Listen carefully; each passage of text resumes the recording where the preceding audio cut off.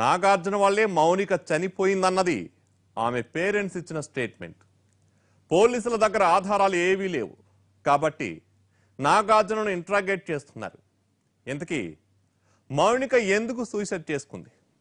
కారణం ఎవరు? ఇందులో నాగార్జున పాత్ర ఎంత?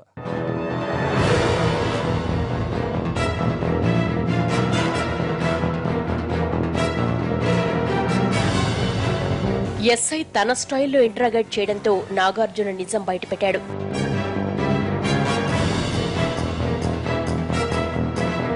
మౌనిక ఆత్మహత్య వెనుక దాగి ఉన్న రహస్యాన్ని బయటపెట్టాడు.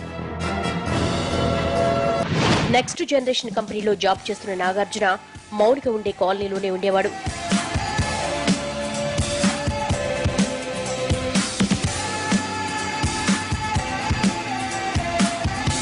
తరచూ వీళ్ళిద్దరూ ఒకరికొకరు ఎదురుపడేవాళ్లు.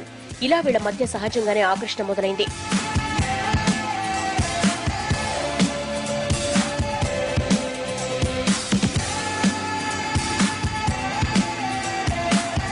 మౌనికతో మెల్లిగా ఫ్రెండ్షిప్ మొదలుపెట్టిన నాగార్జున త్వరగానే ఆమెకు చనువయ్యాడు.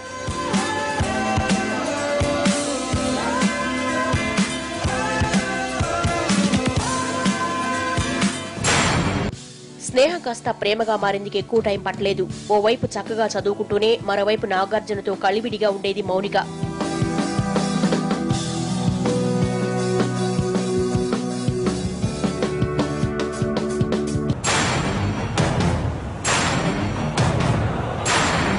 ఓ రోజు నాగార్జున మౌనికని ఇంటి దగ్గర డ్రాప్ చేశాడు.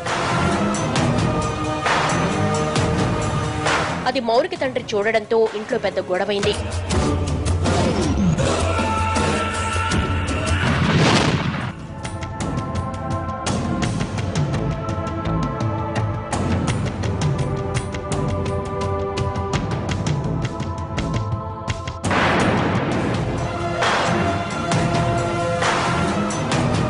ఆమెను తిట్టిపోసిన తల్లిదండ్రులు కాలేజీ మాన్పించేస్తామన్నారు.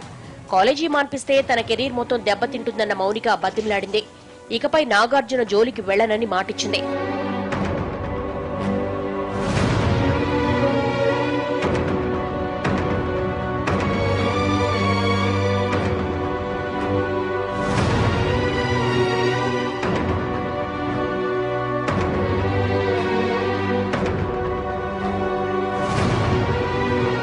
ఫస్ట్ టైం కదా అని పేరెంట్స్ మందలించి వదిలేశారు.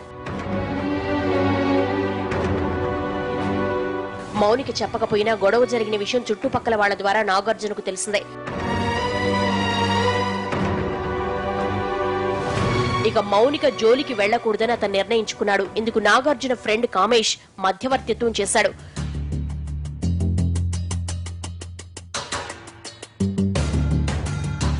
ఇకపై వాళ్ళిద్దరూ కలవకుండా ఉండేందుకు వార్నింగ్ ఇస్తే సరిపోతుందని సలహా ఇచ్చాడు. సరేనన్నారు మౌనిక పేరెంట్స్. అలా నాగార్జున మౌనిక మధ్య ప్రేమాయణం ముగిసింది.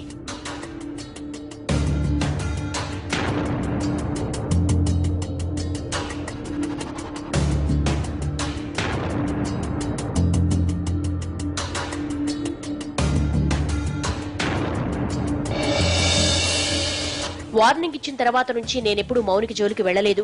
అసలు సూసైడ్ చేసుకుంటుందని తెలిస్తే నేనే అడ్డుకునేవాణ్ణి అన్నాడు నాగార్జున. నువ్వు చెప్పేది నేను నమ్మను. ఎందుకంటే నేరస్తుడు ఎప్పుడూ తప్పు చేసినట్లు చెప్పడు. ఇన్వెస్టిగేషన్ లో ఏదైనా క్లూ దొరికితే నీకు మామూలుగా ఉండదు అంటూ వార్నింగ్ ఇచ్చాడు ఎస్ఐ.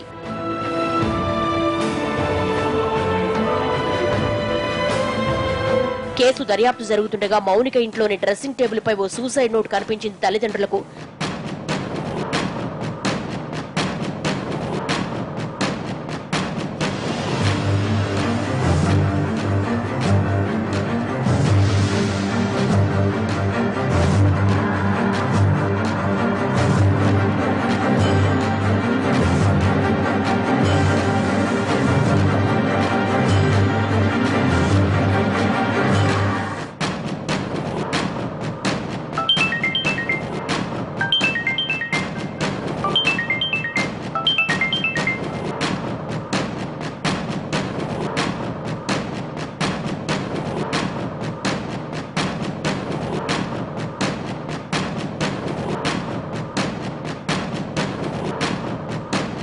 విషయం తెలుసుకున్న ఎస్ఐ ఆ నోటును పరిశీలించాడు.